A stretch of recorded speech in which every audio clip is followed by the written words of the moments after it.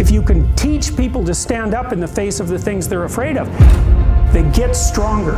And you don't know what the upper limits to that are. If for 10 years, if you didn't avoid doing what you knew you needed to do, what would you be like?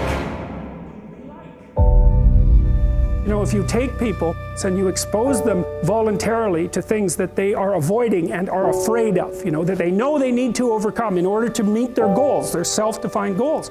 If you can teach people to stand up in the face of the things they're afraid of, they get stronger. And you don't know what the upper limits to that are, because you might ask yourself, like, if for 10 years, if you didn't avoid doing what you knew you needed to do, what would you be like? Well, you know, there are remarkable people who come into the world from time to time, and there are people who do find out over decades-long periods what they could be like if they were who they were, if they spoke their being forward. And they get stronger and stronger and stronger, and we don't know the limits to that. We do not know the limits to that. And so you could say, well, in part, perhaps the reason that you're suffering unbearably can be left at your feet, because you're not everything you could be, and you know it.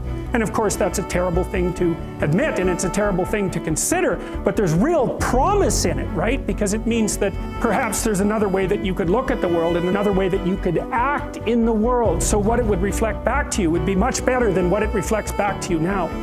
And then the second part of that is, well, imagine that many people did that, because we've done a lot as human beings. We've done a lot of remarkable things. I often ask undergraduates how many hours a day you waste, or how many hours a week you waste. And the classic answer is something like 4 to 6 hours a day.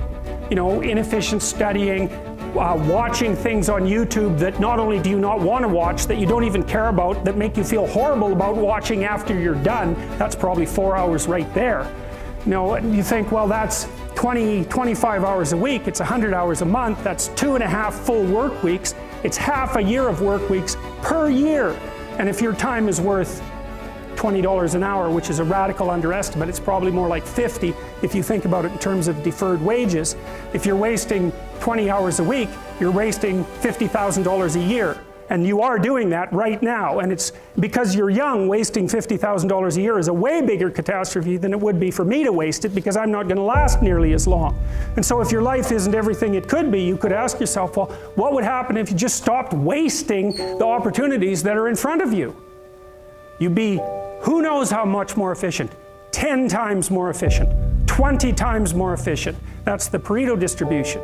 You have no idea how efficient people get. It's off the charts.